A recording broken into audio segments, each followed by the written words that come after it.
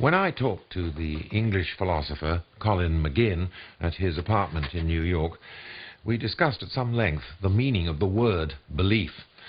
And much of that discussion is in the Atheism series. But to begin with, I just wanted to get from Colin a sense of what it felt like to be a skeptical English philosopher in a country as seemingly religious as the United States. Sometimes Americans will say, so you don't believe in God? And I say, that's right, I don't believe in God. And they say, so do you believe in anything? Oh, yes. Do you believe in anything? And I say, I believe in many things, and I don't make jokes to them about I believe in tables and chairs. And I say to them, you know, I believe in various ethical causes and political ideas and other aesthetic values, intellectual values, lots of things that I believe in. And they say, that's all you believe in? I said, that's all I believe in. Don't you believe in something God-like? You don't believe in the traditional God. Don't you believe there's something there? And I say, no, there's nothing there. And it's very difficult to get across to people who are religious, when you're an atheist, you mean you don't believe in anything like that whatsoever. It's not that you think nature is God, or it doesn't have personal qualities, or something like that. You don't believe in anything of that type. Nothing supernatural, nothing miraculous, nothing superstitious, no ghosts, no telepathy, you know, nothing of that kind. That's what it's to do with. It's not that I'm picking on God, you know, somehow, or picking on the Christian God and not believing in him. It's just nothing of that type. And that's well, but don't you then get the answer which I get from people who are not necessarily religious? I mean, they don't belong to either or any of the three monotheistic religions. They will say, not just simply, there must be something, to which I would give the same reply as you, but where do you get your spirituality? Yeah, it sounds as if otherwise there's a shortage of some sort, but I've never been able to get from them whether it's like some vitamin deficiency. Exactly. What do they mean by that? In spiritual, can an atheist be spiritual? I guess it's a matter of definition, really. I mean, it certainly can't be if it connotes anything supernatural, but you know, aesthetic and ethical values can approximate to what people call the spirit. You know, your most deeply held beliefs about human behaviour might be counted as spiritual. I don't know. Your feelings about nature, I suppose, might be. I mean, I wouldn't use the word. It doesn't seem to me to be a good word to use, a risky word to use. But it doesn't mean you don't have, any deep views about things, or deep convictions about things. Well, but that's where I always say the clergyman crouching in the laurel bushes leaps out and says, your deep feelings are, in fact, unacknowledged acknowledgements of the God you deny. Yeah, well, one of my deep feelings is that there is no God, and it's a bad idea to believe in God, and it's been very harmful. So if that reflects my belief in God, well, that's a strange situation. That's one of my deepest convictions, is there is no God. Now, I happen to share Colin's conviction that there is no God. And in my case, I never believed it. So I wondered if there had ever been a time in Colin's earlier life when he did believe in God. Well, with me, it was actually quite precisely delineated. It was, I can't remember the exact dates now, the exact times, but I think I was about 17 or 18 when the idea of believing in God, and it was Christianity that I was exposed to, became real to me. And it went on for about a year, I would say. Not much more than that. If you'd said to me when I was 10, do you believe in God? I probably would have said yes, I don't know. But it didn't mean anything. It was just sort of, everybody does, don't they? I mean, like the cows, everybody believes in them. Right? So it went, but then I actually started studying the Bible because I was studying Divinity A-level. So I started studying it, but we had a very charismatic teacher, an admirable man, Mr. Marsh, who I wrote about in my autobiography, who was very enthusiastic, and he was teaching us the Bible, and I was having to learn the Bible, studying it closely, it's like Old Testament, New Testament. So I know much more about the New Testament than most Christians right now, and even now, 25 years later, I know more about it than most religious people. So I actually know it pretty well. It's what got me interested in philosophy. So at the same time I was getting interested in philosophy, it was through thinking about religion, studying the Bible. And I think there were two factors, a confluence of two factors here. One was the interest in metaphysical questions, basic questions about the universe. What's it all about? What does it all mean? That kind of question. And on the other hand, there was an ethical component to it, because you find in the New Testament, obviously, a very strong emphasis on ethical aspects of life. I was an idealistic teenager, you know, and it was the 60s, so that had a profound impact on me, the ethical side. And I was not brought up in a house where ethical ideas were particularly discussed, or, you know, and it still has a profound impact on me, the ethical side of it. So those two things, I think, made me think there was more to life than the mundane realities that I'd been used to, living up there in Blackpool, you know, with the amusement arcades and the pubs and fish and chip shops, you know, and the freezing cold. And there was this idea of philosophical thought, metaphysical ideas, and then these high ethical ideals. A good combination, right? A good combination. So I got interested in it, and so for a period I was influenced by that. And I went to university studying psychology. And since I stopped studying the Bible, I wasn't seeing Mr. Marsh anymore for our divinity lessons. I kept it up a bit, and then occasionally would talk to people about religion, and it just sort of disappeared. And I remember going out, I remember sort of trying hard to keep up with it, going to some sort of religious meeting, and I just was sitting and listening to it. I thought, this is a load of rubbish. I just don't think this is true anymore. And then I was reading Bertrand Russell, Why I'm Not a Christian, and in a few matters, I don't remember the details, but in a pretty short time I just decided it was all wrong. But I also decided you could keep the ethical side and the philosophical side and jettison the rest. So Russell represented to me an alternative to religious idealism. It was a more, you know, it was a secular idealism. So I realized you could have some of the aspects of religion which appealed to me, you could have without religion.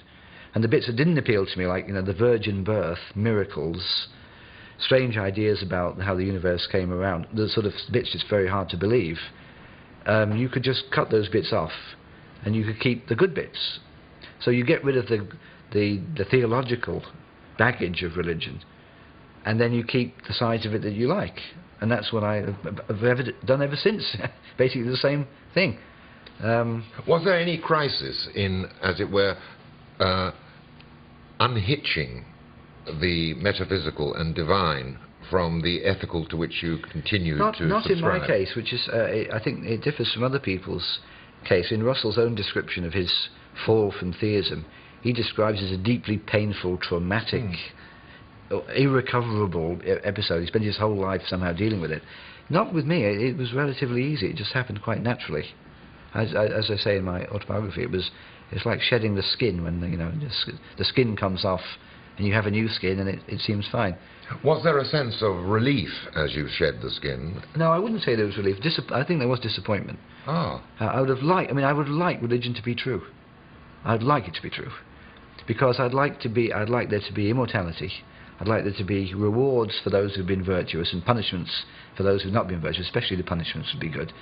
You know, there's no justice in this world, and it would be good if there was some cosmic force that distributed justice in the proper way that it should be. And it still is, to me, a constant source of irritation and pain that wicked people prosper and virtuous people don't. So there was a bit of disappointment about those aspects of it. But there was some exhilaration too. I mean, Russell has a description which I think is kind of appropriate, of a feeling of a godless universe is a kind of exhilarating universe. There's something hygienic about it. There's something bracing about it.